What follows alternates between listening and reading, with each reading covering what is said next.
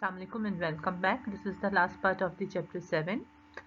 Different तरह की companies different तरह के कार्ड्स इशू करती हैं जो डिफरेंट पर्पस के लिए यूज़ किए जा सकें। जैसे कि सम कंपनीज अपनी कस्टमर्स को या अपने एम्प्लॉयज़ को फ्यूल कार्ड्स दे रही होती हैं। बाज़ लोगों को किसी किस्म की कंपनीज अपने कोई इंश्योरेंस के कोई कार्ड या हेल्थ कार्ड्स दे रही होती हैं जिनके साथ वो अपनी उस स्पेसिफिक कंपनीज के साथ रिलेटेड अपनी सर्विसेज अवेल कर सकती हैं।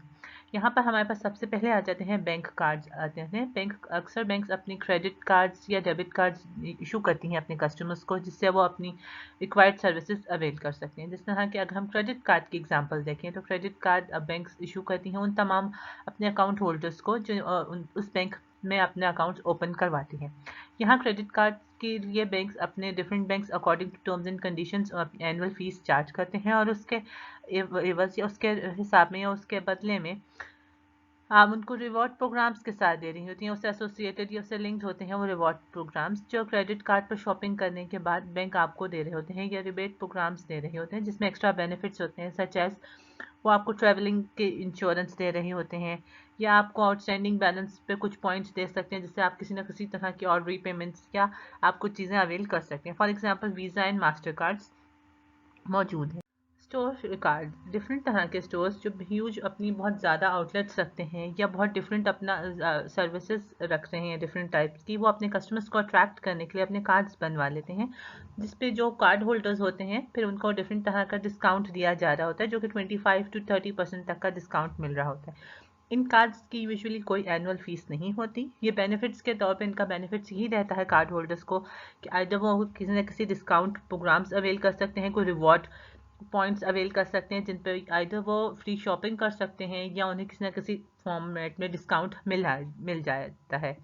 ट्रैवल एंड एंटरटेनमेंट कार्ड्स ये कंपनीज के यूजुअली लिमिटेड टाइम का बैलेंस होता है, यानी इट्स मीन कि हमें जितना भी क्रेडिट लिमिट जनरेट हो जाती है स्पेसिफिक मंथ में, कार्ड होल्डर्स को वो इंटायरली ईच मंथ के एंड पे पेमेंट कर देनी होती है। यूजुअली इसमें अराउंड लेट पेमेंट में इंटरेस्ट चार्ज होता है, इसकी बहुत हाई एनुअल फीस होती है और इसमें कोई extra time period allowance space नहीं दी जाती कि वो लेट पेमेंट की कोई आपको चांस दिया जा सके कार्ड होल्डर को। ये एग्रीमेंट होता है क्रेडिट कार्ड कंपनीज के और मर्चेंडाइज के बीच में जो इस बात को अलाउ करती है कि कार्ड होल्डर को ऑलमोस्ट 3.5% to 5% तक का डिस्काउंट दिया जा सके उस स्पेसिफिक कार्ड यूज़ करने पर, डिफरेंट एंटरटेनमेंट अवेल करने पे। कार्ड्स को हम अभी एग्जाम्पल के थ्रू देख लेते हैं। ब्रेड शॉप कैमरा शॉप ने कैमरा सेल आउट किया है $1200 का। जो कस्टमर है वो quick charge credit card holder है। जब उसने सेल आउट कर दिया तो वो अपने कैमरा शॉप वाले अपनी रजिस्टर्स में जो एंट्री रिकॉर्ड करेंगे वो अकाउंट रिसीवेबल्स को डेबिट साइड पर और सेल्स को क्रेडिट साइड पर रिकॉर्ड कर लेंगे, बिल्कुल उसी तरह से जिस हम हमेशा हम अपनी किसी भी सेल्स की और अकाउंट रिसीवेबल्स की एंट्री रिकॉर्ड कर रहे होते हैं। Then after few time periods जब उसने अपने इस कैमरा शॉप ने अपनी ड्राफ्ट उस क्रेडिट कंपनी को सेंड कर दिया तो उससे डिस्काउंट के 5% डिस्काउंट अवेल किया गया उस कस्टमर ने। तो फाइनली अब जब एंट्री रिकॉर्ड की जाएगी तो कैश जो रिसीव होगा वो 1140 का कैश रिसीव हुआ, 60 का डिस्काउंट था और टोटल अकाउंट रिसीवेबल्स हमारे पास 1200 ही थे। Note receivable and interest revenue usually हमने ये देखा कि जितने भी अकाउंट रिसीवेबल्स होते हैं वो इंटरेस्ट फ्री होते हैं, उनमें कोई इंटरेस्ट नहीं होता। अगर उनमें इंटरेस्ट शामिल हो जाए तो वो प्रॉमिसरी नोट बन जाते हैं। प्रॉमिसरी नोट हम उसे अनकंडीशनल प्रॉमिस को रिटन प्रॉमिस को कहते हैं जो किसी न किसी लाइबिलिटी पे जनरेट होते हैं और हमको फ्यूचर में वो अमाउंट विद इंटरेस्ट पे करनी होती है जिनकी एक स्पेसिफिक मेच्योरिटी डेट होती है। हमारे पास ये प्रॉमिसरी नोट के एक एग्जाम्पलरी पिक्चर है जिसमें हमारे पास यहाँ पर ये स्पेसिफिकली उस पर्सन का शो कर रहा है जो उसने प्रॉमिस मेक किया है और यहाँ से ये फर्स्ट नेशनल बैंक उसका है जिसने को ये पेमेंट की जानी है, जिसे हम पेई भी कहलाते हैं। नेचर ऑफ इंटरेस्ट जब भी इंटरेस्ट चार्ज होता है किसी भी मनी पे वो एक स्पेसिफिक अमाउंट से अबव जब वो मनी हासिल कर लेता है तो हम उसे इंटरेस्ट कहते हैं। बोरोवर जब वो इंटरेस्ट हासिल कर रहा होता है यानी जो इंटरेस्ट पे कर रहा होता है हम उसे इंटरेस्ट एक्सपेंस में वो कंसिडर करता है। जो लेंडर होता है वो इंटरेस्ट रेवेन्यू के तौर पे कंसिडर करता है। जब कभी भी note payable company financial statement में रिकॉर्ड कर रही होगी जिसने बोरो किया होगा, यानी जो जिसने पेमेंट करनी होगी नोट पेएबल की, वो हमेशा इंटरेस्ट एक्सपेंस में उसको कंसिडर करेगा इनकम स्टेटमेंट में। और जो नोट रिसीवेबल्स लिख रहे होंगे, कंसिडर कर रहे होंगे, यानी जो कोई रिसीव कर रहा होगा उन नोट्स पेएबल से अमाउंट, उसके लिए वो नोट रिसीवेबल्स होंगे और इसी अमाउंट को इंटरेस्ट रेवेन्यू में लिखा जाएगा। हम यहाँ पर अब आगे देख लेते हैं सिंपल इंटरेस्ट की कैलकुलेशन किस तरह से की जाती हैं। प्रिंसिपल इंटरेस्ट को हम इक्वल कहते हैं principal amount plus interest rate को, और उसे हम मल्टीप्लाई करते हैं जितने टाइम पीरियड हमारे पास मौजूद होता है। फॉर एग्जाम्पल यहाँ पे हमारे पास प्रिंसिपल अमाउंट है 2 लाख है, जिसपे 6% का 1 ईयर का इंटरेस्ट है, और हमारे पास ईयर भी 1 ईयर के लिए है, तो हमारे पास 12,000 अमाउंट आ जाएगी।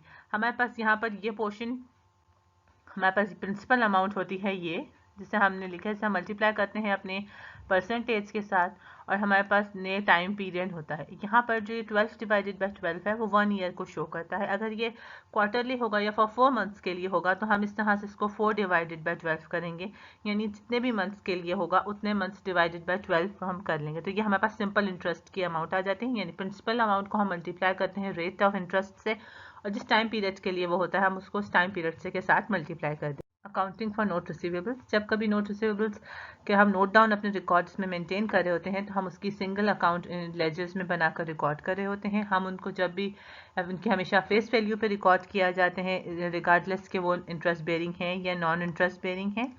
और लास्टली जब कभी इंटरेस्ट हमारे पास कलेक्ट हो जाता है तो उसको हम क्रेडिट करते हैं अपने इंटरेस्ट रेवेन्यू अकाउंट में, एंड ओनली फेस अमाउंट जो उसकी होती है क्रेडिट की, वो उसको हम उन नोट रिसीवेबल्स की को क्रेडिट करते हैं अकाउंट रिसीवेबल्स में से फेस वैल्यू को, यानी जो इंटरेस्ट रिसीव होता है हम उसको इंटरेस्ट रेवेन्यू अकाउंट में शामिल करते हैं, और जो नोट की ओरिजिनल अमाउंट होती है हम उसको नोट रिसीवेबल्स में रिकॉर्ड कर रहे होते हैं। हम एक एग्जांपल से देख लेते हैं। यहाँ पर 1 दिसंबर को 3 मंथ्स का नोट रिसीवेबल्स इशू किया गया जिसमें 6% इंटरेस्ट है, और टोटल अमाउंट हमारे पास आ जाती है 60,000। तो हम जब हम इसको रिकॉर्ड करेंगे तो अपने जर्नल में, तो नोट रिसीवेबल्स हमारे पास डेबिट साइड पे होंगे और अकाउंट रिसीवेबल्स हमारे पास क्रेडिट साइड पे आ जाएगा।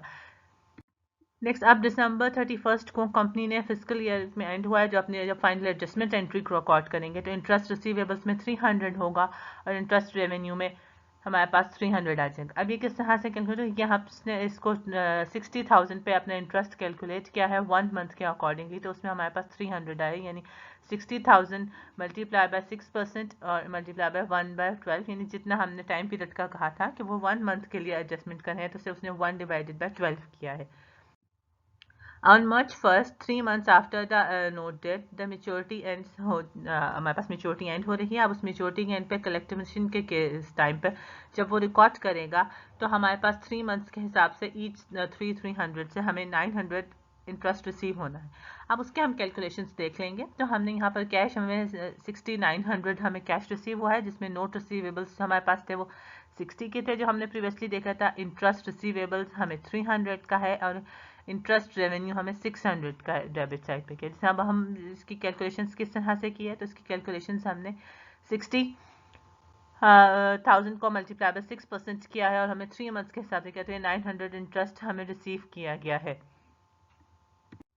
If the maker of a note defaulted, यानी अगर कोई नोट पेएबल का प्रॉमिस इसने किया है वो डिफॉल्ट कर जाए, वो नहीं अनेबल टू पे हो, तो उस केस में हम अपनी रिकॉर्ड में एंट्री किस तरह से करेंगे, हम उसकी एग्जांपल देख लेते हैं। जिस तरह से हमने अपनी प्रीवियस स्लाइड्स में देखा क्या मेच्योरिटी डेट पर इसको अपनी कैश के अकाउंट हेडिंग के साथ डेबिट करेंगे 6900, और बाकी सारी अमाउंट्स को हम अपनी क्रेडिट साइड पे लिख रहे होंगे। उसी तरह से बिल्कुल सिमिलरली हम यहाँ पर सिर्फ अकाउंट रिसीवेबल्स को हम ऑपोजिट साइड पे ले जाएंगे, यानी हम उसको अपने डेबिट साइड पे ले जाएंगे और बाकी चीज़ें अपनी नोट रिसीवेबल्स, इंटरेस्ट रिसीवेबल्स और इंटरेस्ट रेवेन्यू को हम अपनी क्रेडिट साइड पे नोट डाउन कर लेंगे। तो thank you so much and don't forget to like, share and subscribe.